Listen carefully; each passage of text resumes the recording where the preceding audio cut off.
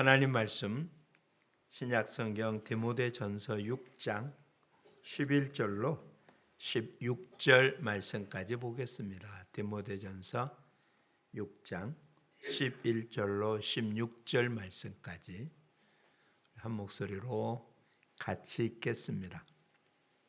오직 너 하나님의 사람아, 이것들을 피하고 의와 경건과 믿음과 사랑과 인내와 온유를 따르며 믿음의 선한 싸움을 싸우라. 영생을 취하라. 이를 위하여 내가 부르심을 받았고 많은 증인 앞에서 선한 증언을 하였도다.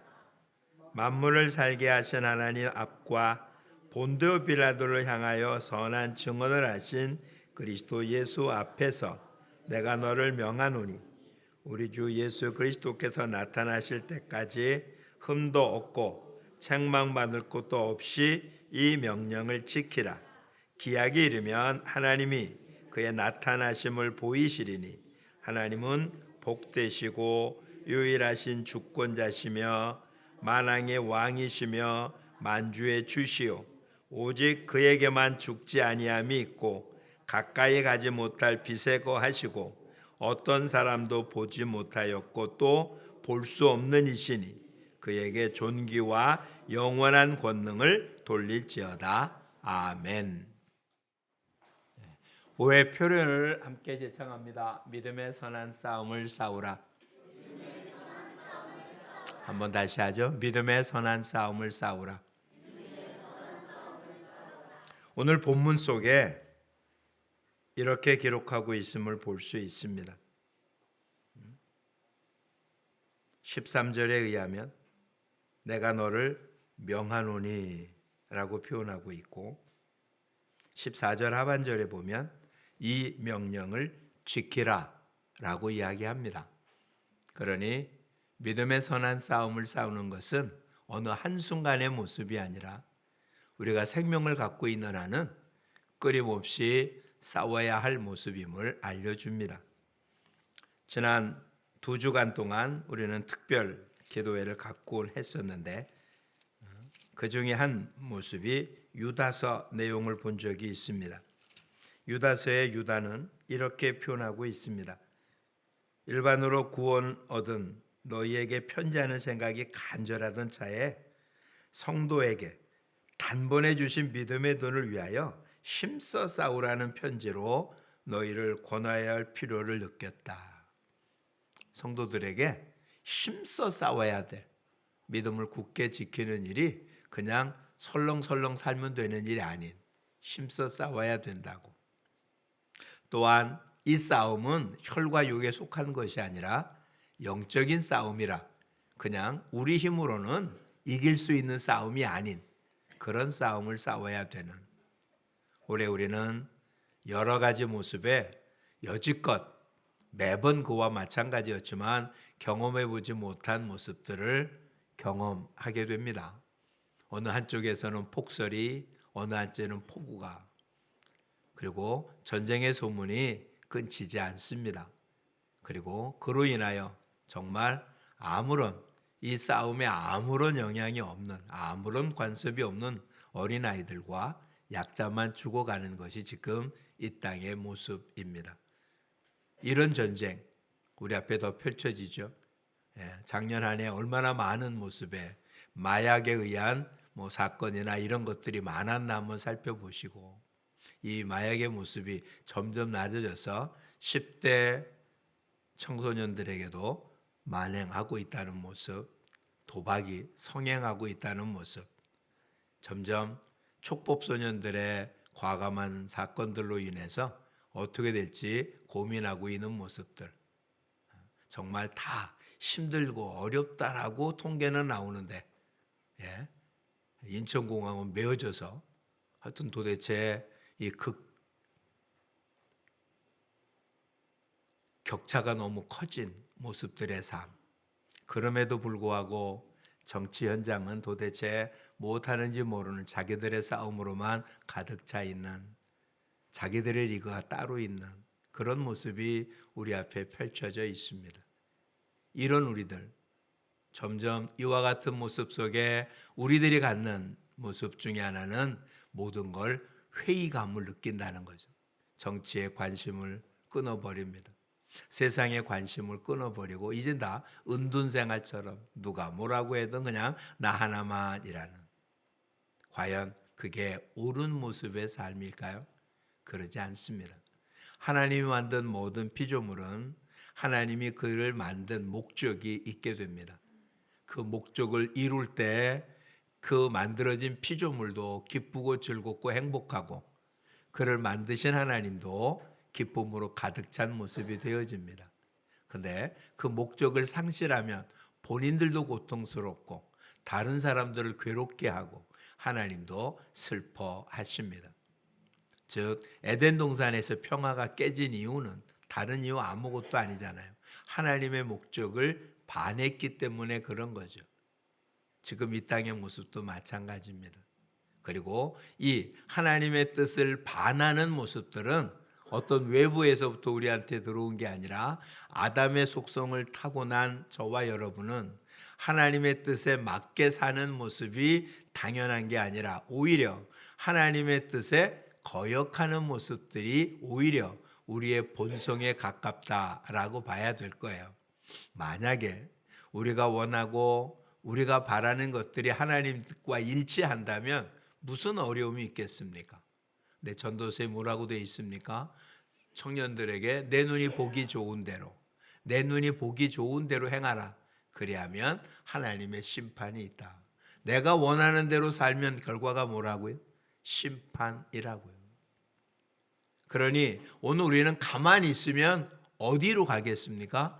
하나님이 정한 목적이 아닌 내가 원하는 곳으로 갈 수밖에 없는 육체를 가지고 있는 사람들입니다.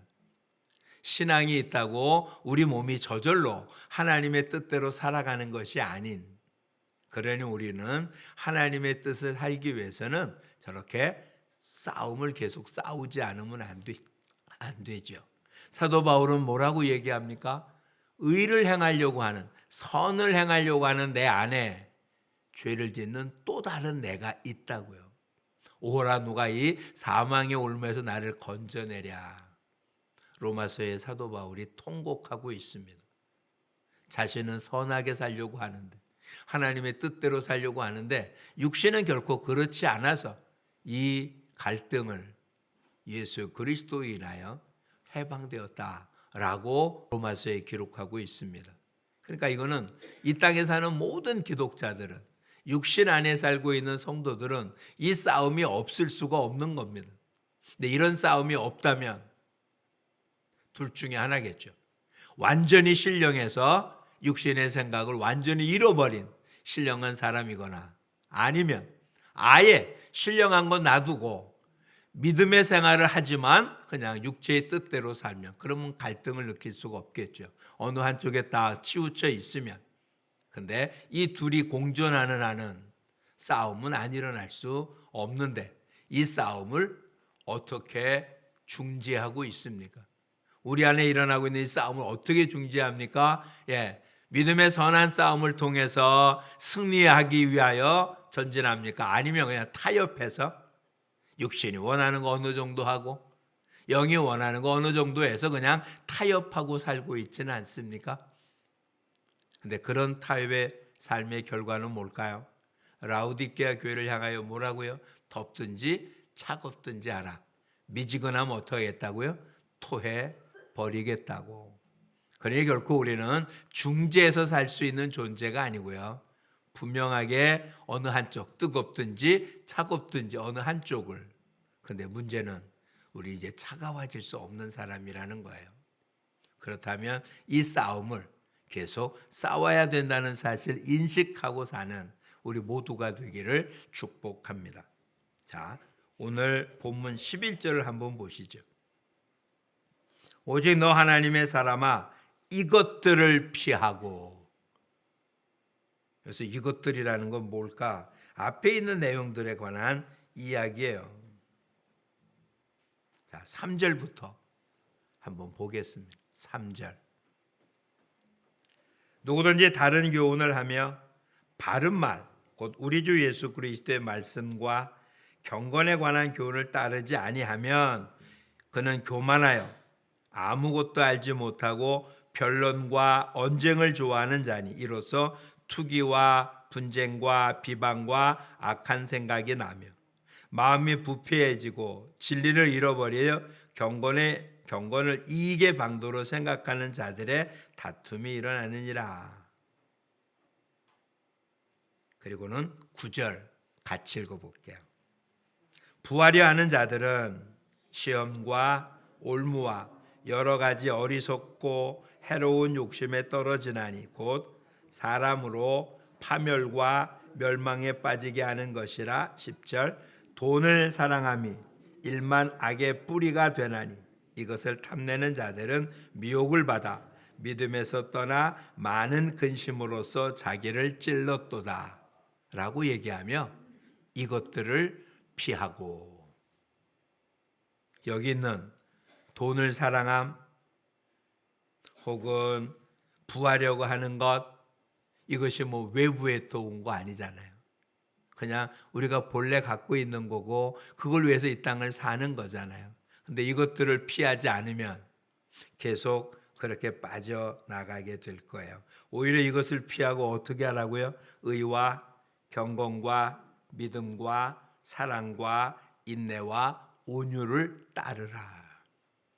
오늘 저와 여러분의 마음속에는 과연 무엇이 들어있을까요?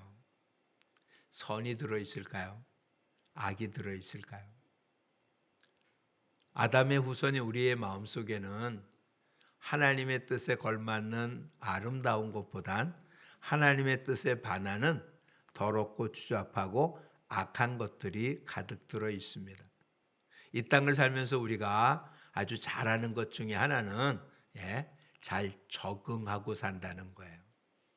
즉 우리의 속을 다 드러내지 않고요, 적당히 감추고 사는 것을 우리가 잘하는 거예요. 그렇죠? 우리 모두 속을 다 드러 보이지 않잖아요. 누구에게도. 아니, 심하면 자기 자신한테도 자기 속을 다 몰라요. 오죽했으면 10길 물속을 알아도 한 개 사람 속을 모르는. 옛날 대중가요 속에, 그렇죠? 나도 나를 모르는데 너가 나를 어떻게 아니? 라고 하는 가사가 있었잖아요. 나도 나를 모르는, 이게 인생입니다. 이런 우리가 자기 양심을 따라 살고 내가 선한 걸 추구하고 산다면 그게 선한 열매가 맺혀지겠어요? 본인은 선한 것을 추구한다고 하는데 우리 안에 있는 마음에 더럽고 추잡한 것들이 우리를 그렇게 선한 곳으로 이끌까요? 끝내 이익된 곳으로 끝낼까요? 이익된 거죠. 이익을 얻으려고 하는 곳으로.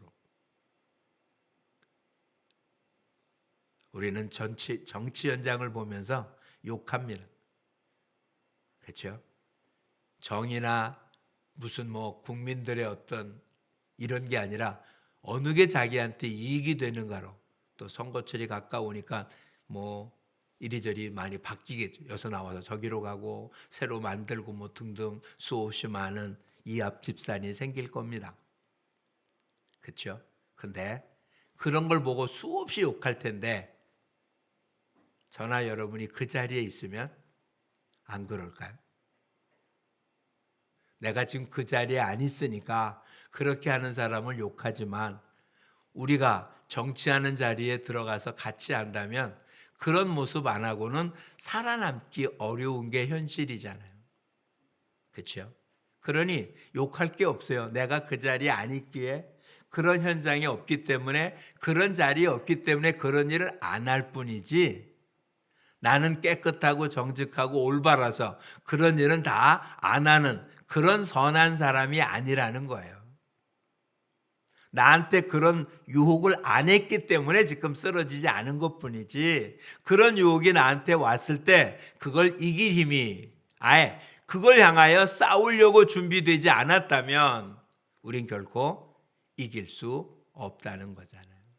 그러니까 올해는 이 믿음의 선한 싸움에 전력을 다하는 우리 모두가 되기를 축복합니다. 사도 바울은 표현하기를 이 싸움은 혈과 육에 속한 싸움이 아닌 영과의 싸움, 사탄과의 싸움입니다. 육신을 가진 우리가 육신이 없는 영, 사탄과 싸워서 이기겠습니까? 불가능한 거잖아요. 아예 처음부터 싸움이 안 되는 거예요. 우리 힘으로는 싸울 수가 없어요. 그런데 또 성경은 분명 우리에게 아주 놀라운 이야기를 약속합니다. 감당할 수 없는 시험은 우리한테 주신 적이 없고요. 시험 당할 쯤 피할 길을 주신답니다. 그렇다면 저와 여러분 앞에 닥친 싸움은 반드시 이길 수 있는 싸움이라는 거예요. 겉으로 봐서는 골리앗 같은 거대한 모습이 우리 앞을 가로막습니다. 이게 골리앗이 하나가 아닌 거예요. 아예 거인족들이 있었습니다. 오죽했으면 가나안 땅을 정탐하고 돌아온 사람들이 뭐라고요? 그들은 거인이고 우리는 메뚜기 같다라고 표현했을까요? 도대체 싸움이 안 되는 모습이었어요.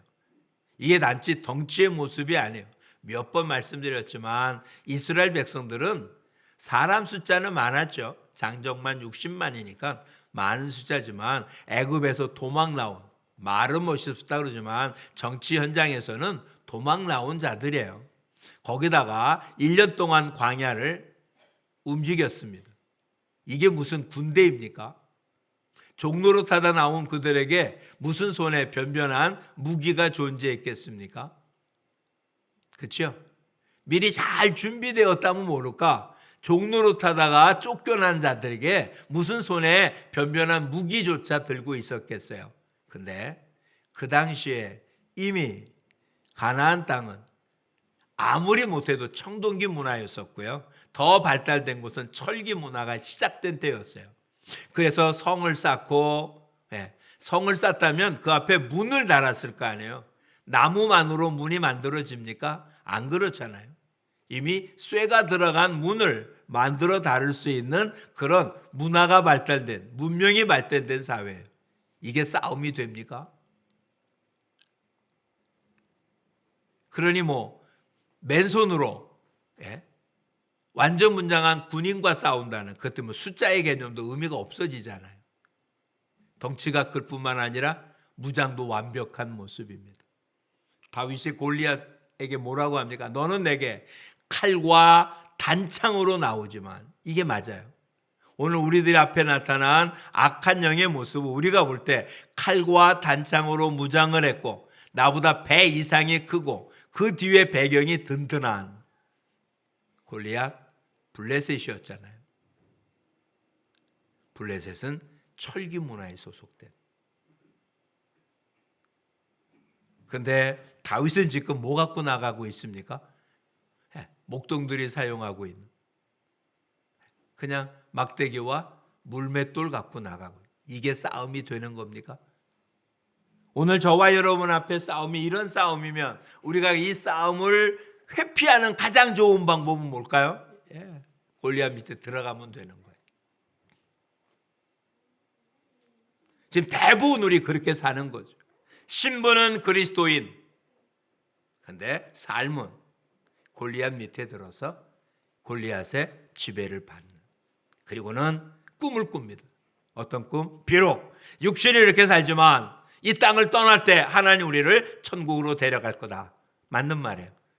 근데 하나님이 우리 이 땅에 살면서는 골리앗 밑에서 그렇게 목숨만 유지하고 있다가 이 땅을 떠날 때 천국 오라는 걸까? 그러면 이런 믿음의 선한 싸움 싸울 필요가 없이 어떻게 하면 됩니까? 우리한테 준 믿음을 꼭꼭 숨겨놨어.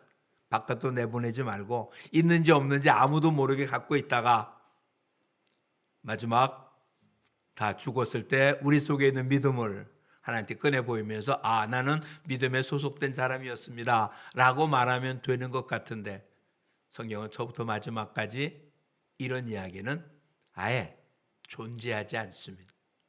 오히려 우리 보고 뭐라고요? 세상의 빛이라고요. 세상의 소금이라고요. 세상에서 감춰지고 숨겨지고 이렇게 사는 게 아니라 오히려 다 어두운데 빛을 비춰서 많은 사람의 오히려 손가락질을 당하고 화살을 맞고 그런 가운데 살아가는, 그런 데서 승리하고 살아야 되는 삶, 그게 오늘 우리들의 삶입니다.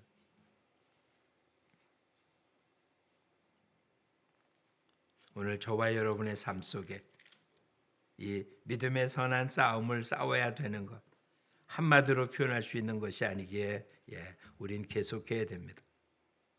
12절을 다시 한번 보겠습니다.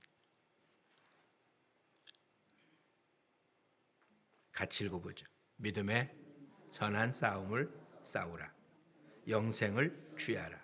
이를 위하여 내가 부르심을 받았고 많은 증인 앞에서 선한 증언을 하였도다. 우리가 부름받은 게 왜 부름받았다고요? 믿음의 선한 싸움을 싸우고 영생을 취하라고 부름을 받은 것입니다. 사도 바울은 그가 쓴 편지 속에 위에서 부른 부름에 걸맞는 삶을 살라고, 우리를 부르신 부름에 걸맞는 삶. 근데 우리를 왜 불렀다고요? 믿음의 선한 싸움을 싸우라고 불렀다고요. 즉 우리 모두는 그리스도인이 되는 순간 그리스도의 군사가 된 거예요. 군사를 싸움을 위해서 준비하고 있지, 이게 뭐 다른 데 목적으로 군대를 모았습니까? 물론 군인 중에는 여러 모습이 있겠죠. 군악대도 존재하고 헌병도 있고. 그러나 어쨌든 군인 전체는 그 맡은 것은 다를 수 있지만 군인이 존재하는 일은 전쟁이 났을 때 나라를 지키는 일이 가장 중요한 일 아니겠어요? 전쟁이 없을 때도 군인은 계속 훈련을 합니다. 언제 일어날지 모르니까. 그렇죠? 그냥 군대가 있으면 되는 게 아니잖아요. 군대는 훈련이 없다면 군인이 아니잖아요. 이 자리에 현역 군인도 앉아 있어요. 얼마 전까지 저 있어서 아마 한 달 동안은 교회 참석을 못 한다고 했는데 이젠 다시 부대로 내려왔는지.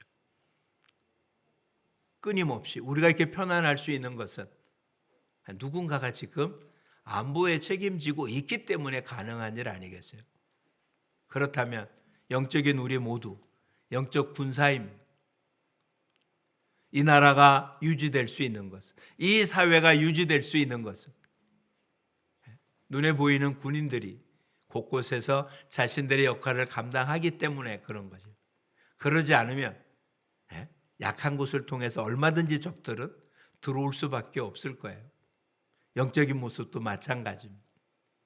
저와 여러분은 이 싸움은 지금 선한 싸움을 싸야 되는 십자가의 군사들이 자기 생명을 지키기 위해서 싸우는 게 아니고요, 자기 나라를 지키기 위해서 싸우는 것입니다. 즉 우리는 하나님의 나라를 지키는 하나님의 군사들이라는 이야기예요. 우리가 잘 아는 성경 구절에 지금도 사탄은 어떻게 한다고요? 삼킬자를 찾아 두루 찾아다니는 사자처럼 그렇게 두루 찾아다닌다.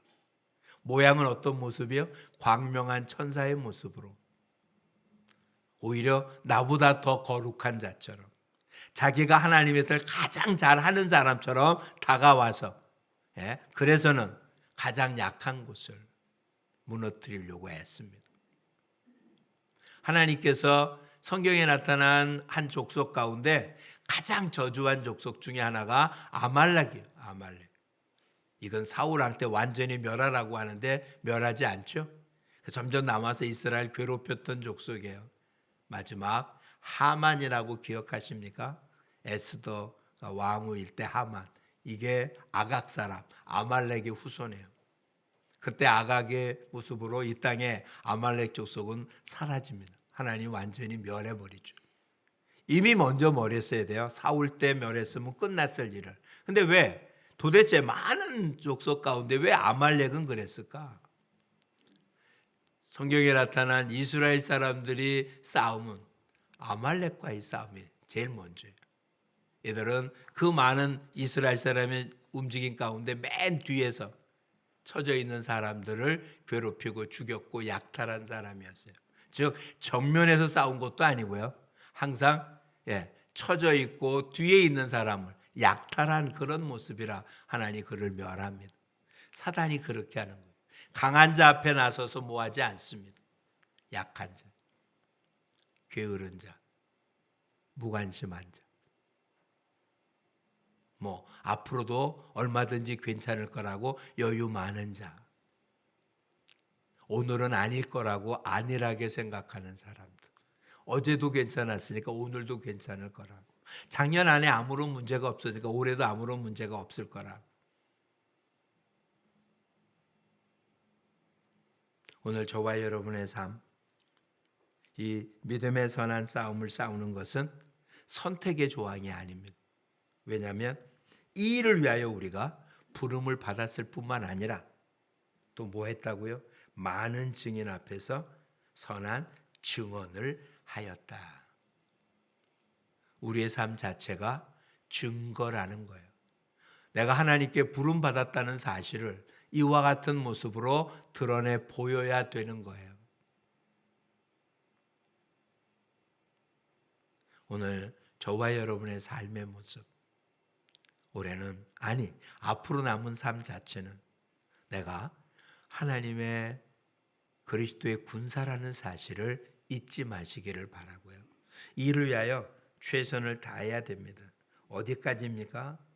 14절 보겠습니다. 우리 주 예수 그리스도께서 나타나실 때까지 흠도 없고 책망받을 것도 없이 이 명령을 지키라. 주님이 오실 때까지. 우리가 주님을 대하는 이 방법은 두 가지예요. 주님이 오시든지 우리가 죽게 가든지.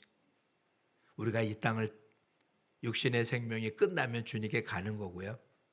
우리의 육신의 생명이 끝나기 전에 주님이 오시면 주님이 오시는 거잖아요. 이때까지 우리가 해야 될 게 뭐라고요? 이 명령을 지키되. 뭐하고 지키라고요? 흠 없고 책망받을 것도 없이.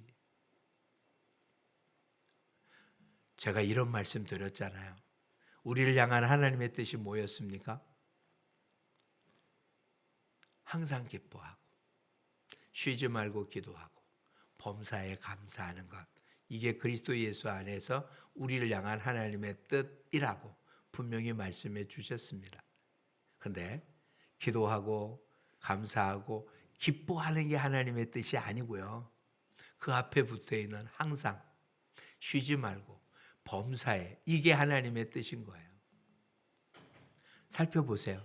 그 단어를 빼보자고요. 항상 빼버리고 기뻐하는 것, 쉬지 말고 빼고 기도하는 것, 범사 빼고 감사하는 것, 그거 안 하시는 사람 있어요? 삶 속에 기뻐하지 않은 사람 있습니까? 아무리 힘들고 어렵고 고통스럽다가도 조그마한 즐거움으로는 기뻐하고 아주 작은 일에 감사하고 이런 일이 있잖아요. 그거 했다고 나는 하나님의 뜻을 지킨 사다라고 말할 수 있습니까? 아니요. 그러니 믿음의 선한 싸움을 안 싸우지 않아요, 우리들. 정말 화가 무지무지 나는데 참고 굉장히 힘든데도 봉사하고 섬기고 여유 많아갖고 시간이 많아서 이 자리가 아니라 정말 다른 거 다 내려놓고 예배 드리고 말씀 보고 이게 다 믿음의 선한 싸움임에 틀림이 없어요. 왜? 내 마음대로를 내가 절제하고 하면 믿음의 선한 싸움을 싸우는 거예요. 근데 그렇게 선한 싸움을 싸운 것이 하나님의 뜻을 이루고 명령을 지킨 거냐? 아니요. 흠없고 책망받을 것도 없는. 다시 표현하면 좀 더 심하게 얘기하면 이런 얘기예요. 우리의 삶 전체를 CT 촬영하듯이 시간 단위로 쪼갰을 때 흠이 없었냐라고 묻는다는 거죠. 전체를 두리뭉실하게 봐서 얼마 이렇게 따지는 게 아니라 순간적으로 잘랐을 때 그 순간 흠 없고 책망받을 것이 없는 그런 삶. 이런 우리 어느 누구도 하나님 뜻에 맞춰 살 수 있는 사람은 없어요. 그런데 그런 마음을 가지고 살기를 주님이 원하시는 거예요. 우리는 이루고 싶은 거잖아요. 뭐 한 달이라고 하는 시간 속에 한 달이라고 하는 삶 속에 채워야 할 양이 있다면 어떻게 했든 간에 한 달 동안 그 양만 채우면 되는 거 아니냐. 아무리 놀고 쉬고 한다 할지라도 할 때 열심히 해서 그 양을 채우면 한 달 해야 될 분량을 했으니까 다. 근데 하나님 지금 말씀하시는 얘기는 그런 얘기가 아니고요. 순간마다 하나님의 뜻에 걸맞는 그 명령을 따라 지키고 사는 삶을 요구하고 있다는 거예요. 그렇게 어떻게 뭘 따르라고요? 다시 한번 11절 말씀을 보죠. 우선 피하는 것은 좀 놔두고요. 오늘 본문 속에 없으니까. 우선 피했으면 갖춰야 될 게 있잖아요. 벗어버렸으면 입어야 되잖아요. 뭘 하라고요? 의, 경건, 믿음, 사랑, 인내, 온유를 따르며 이것으로 뭐하라? 선한 싸움을 싸우라. 이런 얘기가 되는 거예요.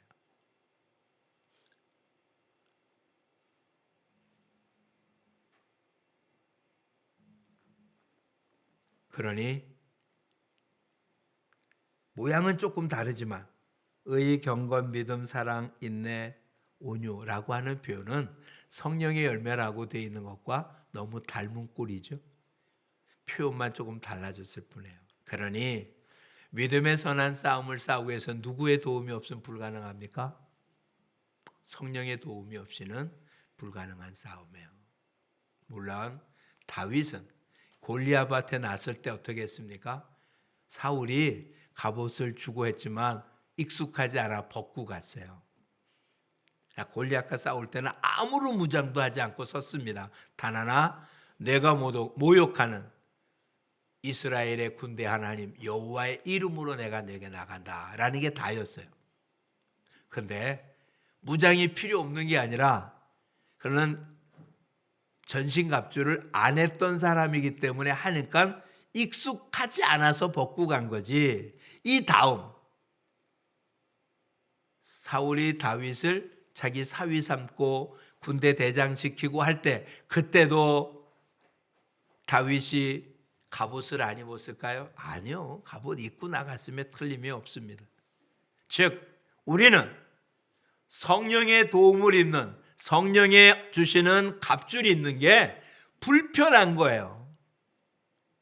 만약에 그 갑옷을 입고 전쟁에 나간다면 하지 말아도 다 입고 나갈 거예요. 그렇죠? 화살을 피해야 되고 하니까 누구나 다 입고 나갈 건데 그것을 입고 농사 짓는다면 안 할 거잖아요. 못 하잖아요.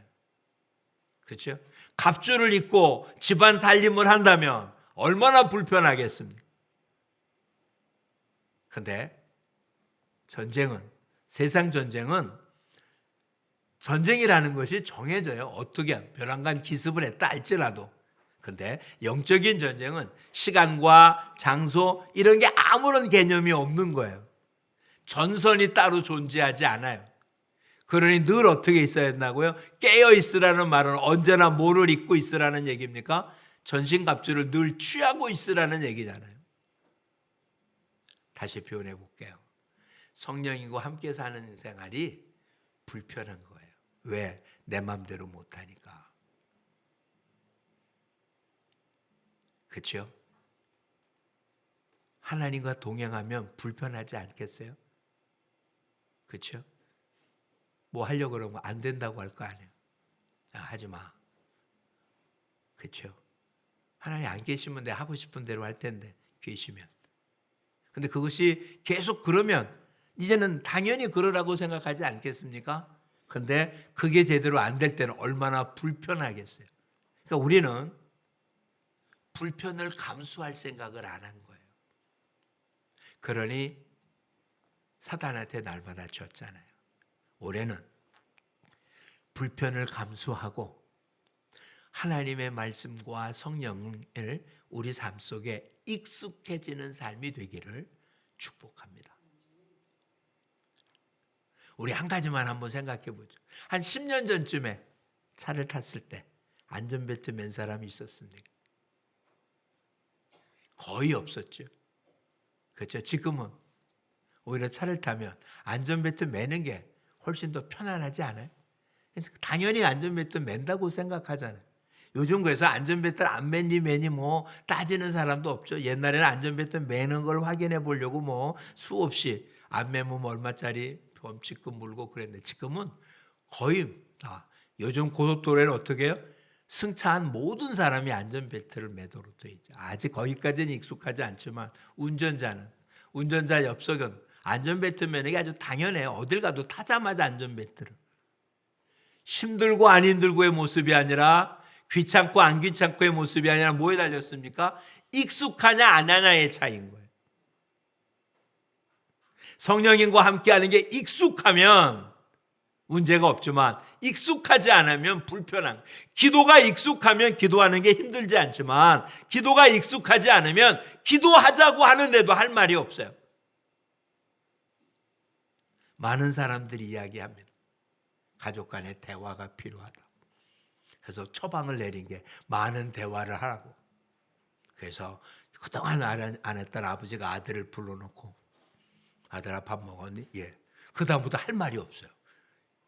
가만히 있다 그래. 가봐라. 이게 다 익숙하지 않아. 해보지 않아서. 놓치지 마십시오. 교회에 나와 있는 게 신앙생활이 아닙니다. 말씀에 따라 사는 게 신앙생활입니다. 교회 나오는 것도 쉽지 않아서 이제 익숙해서 주일날 교회 안 나오는 것보다 나오는 게 편안한 모습이 됐으리라고 생각을 해요. 근데 이게 신앙생활이 아니에요. 신앙생활은 일상의 삶 속에서 말씀을 따라 사는 게 신앙생활. 이 신앙상황에 선한 싸움을 싸우라는 거거든요. 그래 이제는 정말 말씀과 기도가 익숙해지도록 훈련을 반복하는, 경건의 훈련을 반복하는 삶이 될 수 있기를 축복합니다.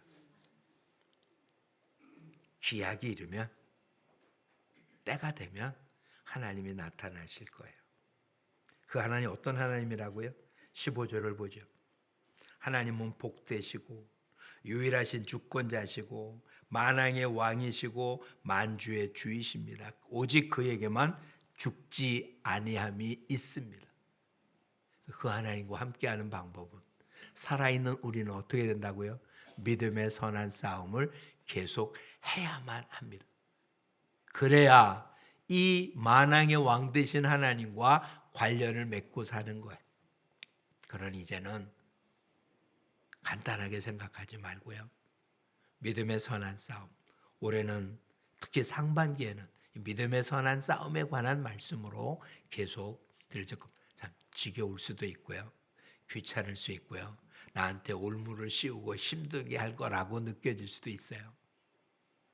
근데 이렇게 한번 살펴보십시오. 우리 남자들은 다 이해가 될 만한 때가 돼서 군대 갑니다. 군대 생활 가운데 가장 힘든 때가 언제일까요? 훈련소 생활 아니겠어요? 그렇죠? 여지껏 자유스럽게 살다가 어느 조직 문화에 들어가서 사는 그 제일 처음이 얼마나 힘들겠어요.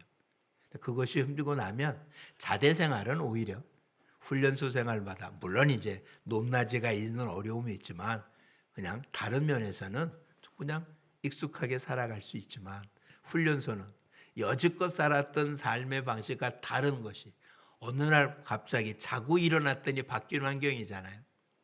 지금 선한 싸움을 싸우자라고 훈련받는 것이 그런 거예요. 여지껏 했던 내 인생의 삶 속에 하면 되지만 전혀 다른 훈련, 경건의 훈련을 하면 그게 얼마나 불편하겠어요.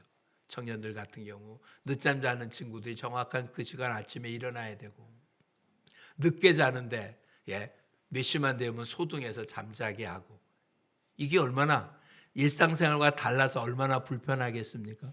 아무 때나 먹고 싶을 때 먹어야 되는데 정해진 시간 외에는 먹을 거 안 주고 이 단순해 보이지만 실상 평상시 자기가 안 했던 일들이라면 힘들 수밖에 없거든요. 올해 여러분 모두 하나님의 신병으로 하나님의 군대 입대하셨습니다. 경건의 훈련을 통해서 하나님의 큰 군사가 돼서 만군의 하나님, 군대 하나님을 기쁨으로 맞는 그런 멋있는 사람들이 되기를 축복합니다. 이번 우리 선교회 목사 고시를 본 사람 중에 한 분이 투스타 출신이 있어요. 논산훈련소 소장을 마지막으로 지낸 분입니다. 소장을 면접을 예비역 병장이 면접하는 게 좀 그러고, 내 옆에 있던 면접하신 목사님은 헌병 출신이긴 하지만 소장 앞에서 예비역인데, 그분이 시험 보느냐고 벌벌 떨고 시험 봐요. 왜? 군대라면 그보다 높은 계급이 몇 없겠죠. 근데 또 다른 목회라고 하는 또 다른 곳에서는 이제 다시 신병처럼 훈련받고 있었으니까, 여러분 올해는 이런 신병의 모습으로 준비되어서 언젠가 스타가 되어지는, 다니엘서에 기록된 대로 하늘의 별처럼 빛나는 모습까지 믿음의 선한 싸움을 싸우는 우리 모두가 되기를 축복합니다. 기도하겠습니다. 좋으신 하나님, 우리를 부르신 하나님의 뜻, 믿음의 선한 싸움을 싸우며 영생을 취하라고 불렀고, 이 명령을 흠없고 점없이 책망받을 것이 없이 주님 오실 때까지 이 명령을 따르라고 하셨사오. 주님, 지난 과거의 모습을 내려두고 옛사람 벗어버리며 여지껏 살았던 방식이 아닌 주님 기뻐하는 방식으로 경건의 훈련을 통하여 하나님께 영광을 돌리는 우리 모두가 되게 하여 주옵소서. 이름만 그리스도인이 아니라 이젠 정말 하나님의 전신갑주로 영적인 세계의 승리자가 되어 하나님 앞에 영광을 돌리는 삶을 사는 우리 모두가 되게 하여 주옵소서. 예수님 이름으로 기도합니다. 아멘.